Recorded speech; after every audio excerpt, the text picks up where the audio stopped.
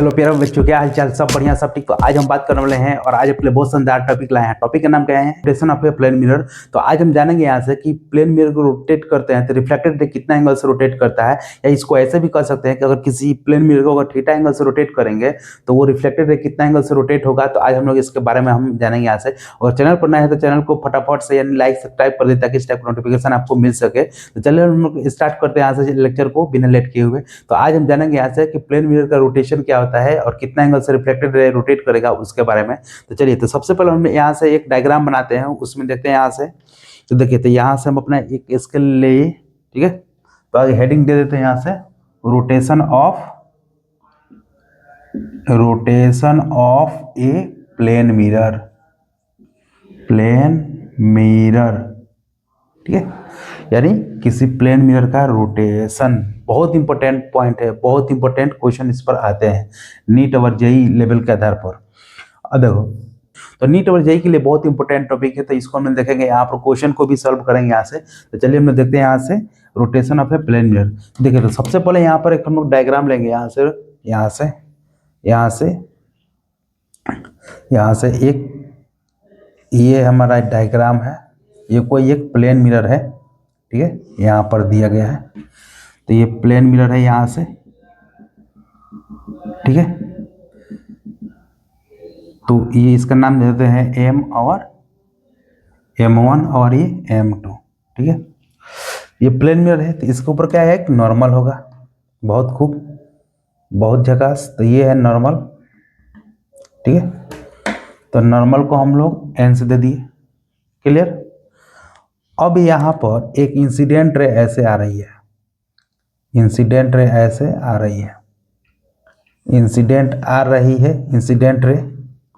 और incident ray आने के बाद हम लोग जानते हैं लॉ ऑफ रिफ्लेक्शन से उतना ही एंगल से वो रिफ्लेक्ट हो जाएगी, ठीक है।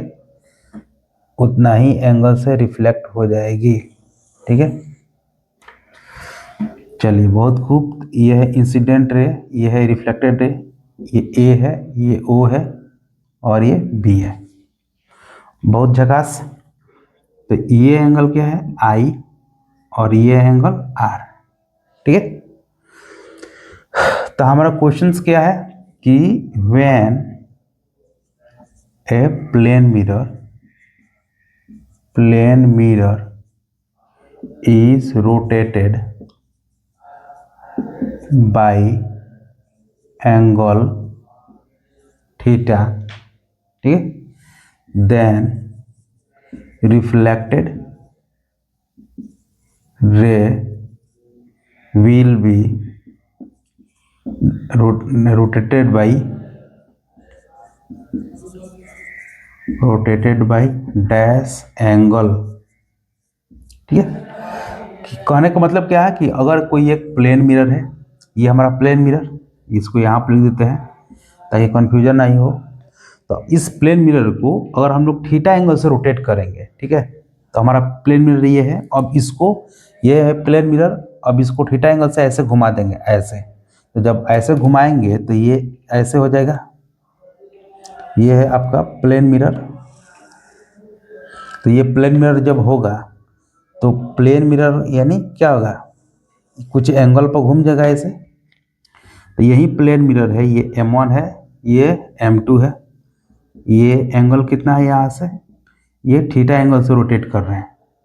तो थीटा एंगल से जब रोटेट करेंगे तो देखेंगे यहाँ से ये एंगल, ये भी होगा वर्टिकली अपोजिट एंगल। ये थीटा है तो ये भी थीटा होगा, ठीक है। ये क्या है, आपका कांस्टेंट है, ठीक है। ये ऐसे रे आएगी तो ये जो आपका मिरर ऐसे था तो ऐसे रोटेट हो जाएगा, ठीक है। ये है मिरर, ये रे एकदम फिक्स्ड है, ये मिरर है, तो ये थीटा एंगल से ऐसे रोटेट हो गया। तो क्या नॉर्मल इसका वही रहेगा कि बदल जाएगा?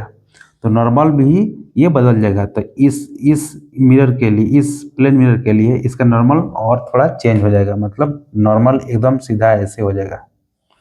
ये है नॉर्मल ऐसे हो जाएगा, वेरी गुड। ये हो जाएगा आपका एन डैश, और नॉर्मल भी थीटा एंगल से चेंज हो जाएगा, ठीक है। अब रिफ्लेक्टेड रे जो होगा वो चेंज हो जाएगा, ठीक है। ये रिफ्लेक्टेड रे जो है ये चेंज हो जाएगा यहाँ से, ये रिफ्लेक्टेड रे यहाँ पर ऐसे चेंज हो जाएगा, ठीक है।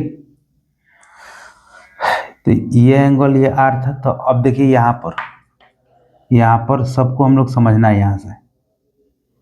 तो ये नया नॉर्मल है, ये एन नॉर्मल था, तो आई था एंगल, और एन से ए बी के ए ओ बी और इसको सी कर दीजिए। तो एन ओ बी जो एंगल जो होगा वो क्या होगा, आर एंगल होगा। अब ए ओ एन डैश कितना हो जाएगा, ए ओ एन डैश, ये आई है और ये थीटा है, तो क्या आ जाएगा आई प्लस थीटा। अब देखिए, तो ये एन डैश ओ और सी, ये रिफ्लेक्टेड रे यहाँ से यहाँ तक, तो जितना इंसिडेंट रे होता है, इंसिडेंस एंगल होता है, वो उतना ही एंगल ऑफ रिफ्लेक्शन होता है, यानी angle A O N dash बराबर एन डैश ओ सी, ठीक है। यानी लॉ ऑफ रिफ्लेक्शन, ठीक है। एंगल ऑफ इंसिडेंस बराबर एंगल ऑफ रिफ्लेक्शन, ठीक है। तो एंगल ऑफ इंसिडेंस क्या होगा, तो A O N dash, angle A O N dash बराबर angle N dash O C, N dash O C. बहुत खूब। तो ये जो एंगल जो होगा इसी को हम लोग बोलेंगे, यानी कितना एंगल से रोटेट हुआ, तो ये मान के चले डेल्टा एंगल से रोटेट हुआ, तब हमको डेल्टा एंगल निकालना है। बहुत खूब। तो एंगल एन डैश ओ सी कितना होगा, तो ये पूरा एंगल आई प्लस थीटा हो जाएगा, ठीक है। बहुत खूब। ये एंगल कितना हो जाएगा, तो यहाँ से ये पूरा एंगल एन ओ बी कितना है आर, तो ये एंगल कितना हो जाएगा, तो पूरा आर में से अगर थीटा घट जाएगा तो ये एंगल कितना हो जाएगा, तो आर माइनस थीटा। बहुत खूब। हमको डेल्टा निकालना है, तो एन डैश ओ सी में से इन delta equal to angle N dash O C minus angle N dash O B को माइनस कर दीजिए। तो N dash O C angle of incidence कितना हो गया, आई प्लस थीटा। तो i plus theta minus i plus theta में से angle N dash O B क्या है, आर माइनस थीटा, इसको घटा दीजिए। अब हम लोग जानते हैं कि आई प्लस थीटा यानी क्या होता है, आई बराबर आर होता है angle of reflections, law of reflections. तो i plus theta minus are की जगह आई लिख लेते हैं, आई और प्लस थीटा, तो आई से आई कट गया, कितना हो गया 2 थीटा। इसका मतलब क्या हो गया कि डेविएशन एंगल यानी जो डेल्टा है यानी 2 थीटा, सॉरी डेविएशन एंगल बोल रहे हैं, यानी कितना एंगल से रोटेट हुआ, तो डेल्टा एंगल, ये डेल्टा कितना गया 2 थीटा। इसका मतलब क्या है, अगर किसी प्लेन मिरर को अगर थीटा एंगल से रोटेट करेंगे तो रिफ्लेक्टेड रे जो है वो 2 थीटा एंगल से रोटेट हो जाएगा, मतलब वो घूम जाएगा। समझ में रहा है। तो बहुत अच्छा है यहाँ पर ये कॉन्सेप्ट है। तो इसको यहाँ पर लिख देते हैं, यहाँ से 2 थीटा, मतलब किसी प्लेन मिरर को अगर थीटा एंगल से रोटेट करेंगे तो रिफ्लेक्टेड रे 2 थीटा एंगल से रोटेट हो जाएगा। अब एग्जांपल के लिए जैसे मान के चलिए, अगर थीटा दिया है प्लेन मिरर का एंगल 10 डिग्री, तो यानी रिफ्लेक्टेड रे, यानी जो रिफ्लेक्टेड रे जो है वो 2 × 10 यानी 20 डिग्री से रोटेट हो जाएगी, ठीक है। बहुत खूब। अब इसमें एक और अच्छा पॉइंट है, एक और चीज़, क्या जो इमेज का पोजीशन में कोई चेंजिंग होगा क्या, इमेज के शेप साइज में चेंज होगा क्या, तो उसको देखेंगे, ठीक है। तो अगर किसी प्लेन मिरर को अगर रोटेट करते हैं तो उसका इमेज का जो साइज है उसमें कोई चेंजिंग नहीं होगा, ठीक है, ठीक है। यानी इमेज जो होगा सेम होगा, ठीक है। और उसमें क्या, हाँ, लेकिन उसका पोजीशन चेंज हो जाएगा।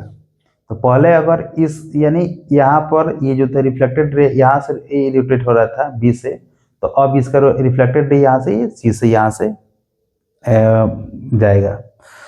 तो ये है कॉन्सेप्ट यानी rotation of a plane mirror. इसके आधार पर हम लोग तब तक इसको तारीफ में आगे बढ़ते हैं या कुछ और देख लेते हैं।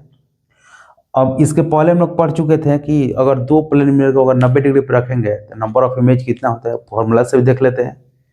तो इसके पहले हम लोग देखे थे दो प्लेन मिरर को अगर 90 डिग्री पर रखते तो नंबर ऑफ इमेज 3 बन रहा था, और पैरेलल रख रहे थे तो वो इन्फिनाइट बन रहा था। तो अब पैरेलल फार्मूला में रख के देखते हैं कैसे बन रहा है। तो फार्मूला क्या था, यानी तो 360 बाई थीटा माइनस 1, ठीक है, एन इक्वल टू, ठीक है, कब आता है N theta equal to 0 degree. तो 0 डिग्री होगा तो दो प्लेन में यानी ऐसे पैरेलल हो जाएगा। ऐसे जब पैरेलल होगा तो थीटा कितना का यानी 0 डिग्री। तो यहाँ पर रख दीजिए तो एन बराबर 0 degree by theta, sorry 360 by कितना का 0 माइनस 1, तो कितना आ जाएगा ये इन्फिनिटी माइनस 1। तो ये क्या आ जाएगा इन्फिनिटी, तो एन इक्वल टू इन्फिनिटी। तो फार्मूला से कितना गया इन्फिनिटी। इसका मतलब क्या है कि अगर दो प्लेन मिरर को अगर 0 डिग्री एंगल पर रखा जाए तो नंबर ऑफ इमेज कितना को यहाँ से इन्फिनिटी बनेगा, यानी फार्मूला से भी, ठीक है।